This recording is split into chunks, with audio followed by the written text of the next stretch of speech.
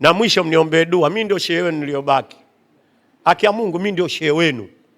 Matajiri wote wa Dar es Salaam, vijana wote wa Dar es Salaam wanajua hakuna mtu anayefanya kazi ya dini kama Ustadh Mazingi. Mimi ndio nafanya kazi. Nishaingiza watu zaidi ya milioni kwenye dini. Nilikuwa na wenzangu waishatangulia akhera. Nilikuwepo na Riko, Imani Petro, Mkagile, Yahaya, sijui nani. Wote!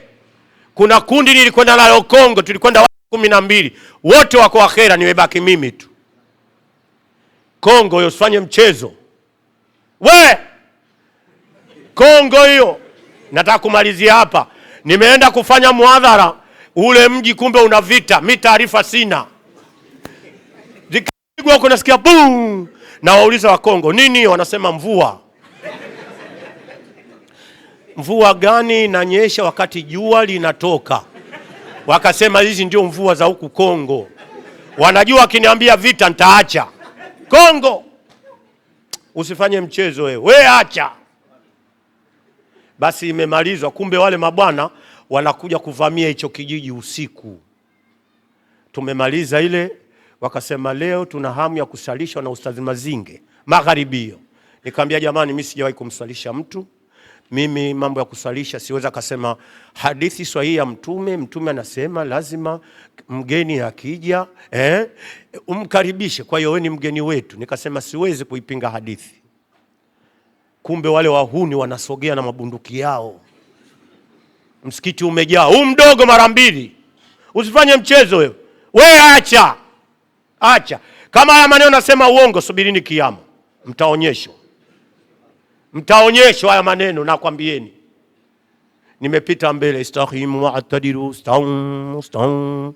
Eti nawaambia nyosheni mistari, tuswali kama tunaaga. Basi nimeinua Allahu Akbar, nyuma akanifuata Allahu Akbar. Nikapiga suratul Fatiha, nikateremka na sabihisma. Kabla sijamaliza sabihisma, ilipigwa guruneti ikaja ikachana mbele huko. Sasa mimi najiuliza, msikiti ndio ulivyojengwa au vipi? Mbona imamu hajanipa taarifa kama kuna tukio litatokea?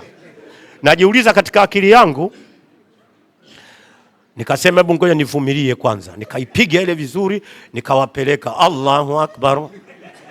Sasa wakati nasema hapa Allahu Akbar, ilipigwa nyingine ikaja ikanichanganya kabisa. Pigwa ile ikanichanganya kabisa. Nikaona hapa sasa kifo nakiona kabisa kinakuja. Lakini mtume akasema ukiwa kwenye swala nyenyekea.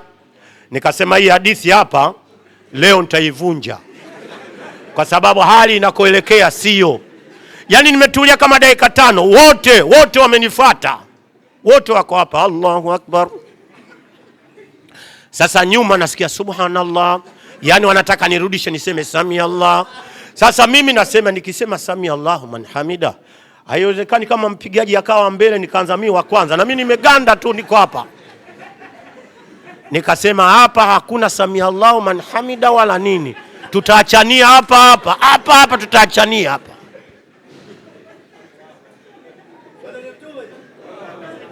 Hapa tutaachana tu hapa. Basi nilivyoona pametulia kidogo, nikasema hapa Mwenyezi Mungu naomba hii swala tusameheane, ila hapa hatumalizi. Basi linitoka hapa asalamu alaykum wa rahmatullah. Alafu niliingia uchochoroni mimi huyo. Unipeleki huko mpaka kiyama, hicho kijiji unipeleki mpaka kiyama.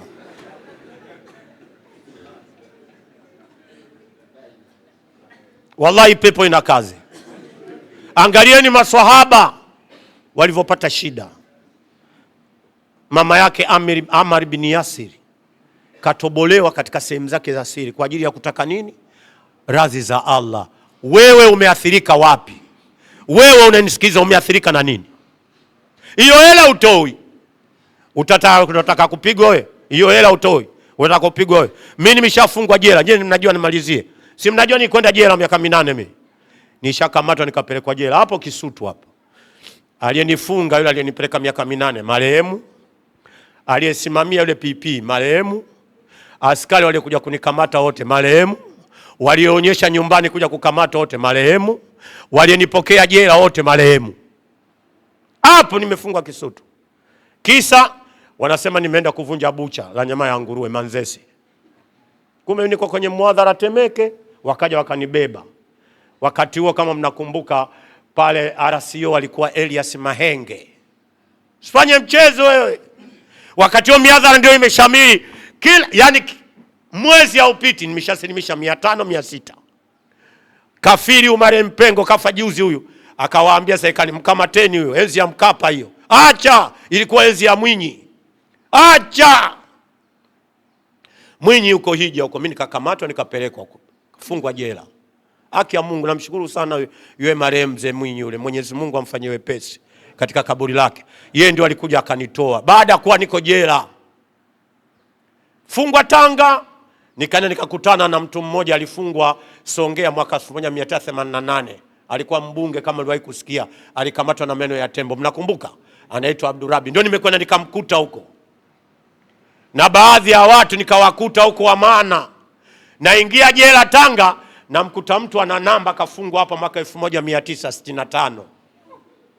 Ana namba ya kuingilia kutokea hana. 65 huko. Kisha anasema nimevunja mabucha ya nguruwe. Hakimu ananihukumu anasema hivi, Ustaz Mazinge umepatikana na hatia. Kosa la kwanza umevunja bucha la nguruwe, kosa la pili umeiba na mzani wa nyama ya nguruwe. Nikachukua miaka 4. Jumla miaka mingapi? Kaenda jela mimi. Pelekwa Ukonga pale siku ya kwanza. Nimekaa mle ndani kawapiga neno la Mungu mle. Mnajua Allah ni mmoja. Kwa sababu gani? Mnajua kwa sababu gani Allah ni mmoja? Nikaanza kuwapiga vitu. Nikamwambia mwanaume wa Kikristo na mwanaume wa Kiislamu jinsia zinafanana. Mwanamke wa Kikristo na mwanamke wa Kiislamu jinsia zinafanana. Wote tunalala, wote tunakula. Wote tunaumwa, wote tunakufa. Mungu hawezi kuwa ni mmoja, wawili kwa sababu Mungu ni mmoja. Ndio aliyetufanya sisi sote tupate mambo haya.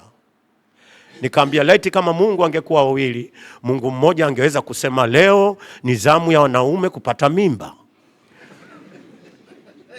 Kama Mungu angekuwa wengi, lakini kwa kuwa Mungu ni mmoja, watapata mimba wanawake mpaka kiyama kinakuja.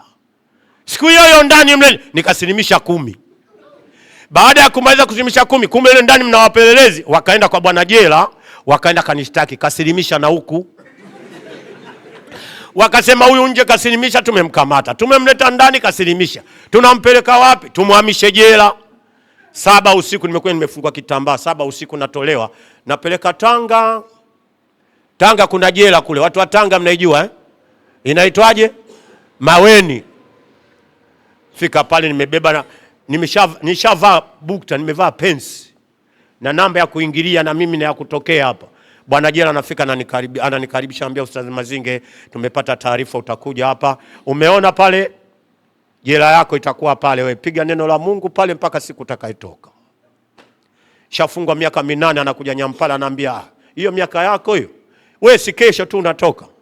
Akaniletea mtu ana miaka 99, anambia umemuona huyu? Huyu mpaka anafia huyu. Yote kazi ya Allah. Na kuuliza wewe uliokaa hapa, unamiliki milioni, umeshampa Allah 10,000, 15, 20 ili unusurike na adhabu ya kaburi na moto wa Jahannam? Na kuuliza wewe, kama bado fursa na hii kabla hujafa. Nataka nikuombeeni wapenzi wa Allah, mimi nimalizie hapa, sitaki niwachoshe. Dunia inapita na kiyama kinakaribia. Dalili zote za kiyama zimekaribia. Dalili kubwa, Allah anamwambia mtume waambie yatapotokea mataifa makubwa duniani yakapigana, ni katika dalili ya kiyama. Yakatokea mataifa makubwa duniani yakapigana, ni katika dalili ya kiyama. Na kuuliza wewe uliyekaa hapa, angalia kwenye begi lako la thawabu, unazo za kukupeleka peponi? Kama unangoja nini? Nikuombeeni wapende wa Allah, Allah yuko pamoja na sisi. Umeona muda unaekaa hapa kusikiliza, malaika wanarekodi, wanamwambia Allah, Allah umemwona mja wako huyo, kwanza kaingia msikitini, ana udhu wake, kaswali, kasikiza mawaidha, na inawezekana akatoa sadaka. Tunakuomba ya Rabbi msamehe madhambi ya wiki nzima. Wote tuseme amin. Sijasikia tuseme amin. Nataka nikuombe Imam, nataka nikuombe, hujanituma ili nalotaka kufanya, hujanituma ili nafanya mimi. Ifike siku ya kiyama nikaulizwa, kwa nini hukuwakumbusha? Nataka niwakumbushe leo, nataka na nyinyi niwachangishe hapa kwa ajili ya Allah. Ukiona Allah anakudhulumu, anza kunuia kutoka.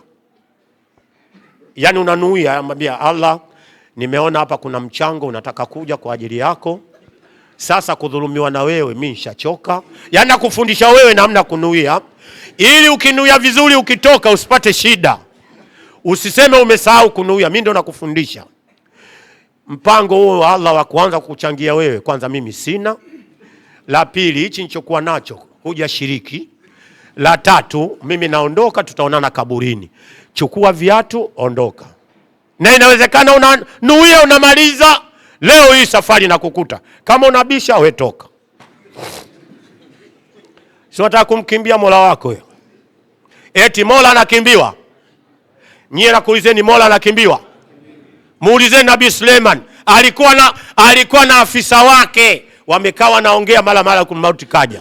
Alivyokuja malakul maut akamwangalia yule waziri akapotea. Waziri anamuuliza Suleiman, nimeona kuna kitu kimekuja sijakielewa.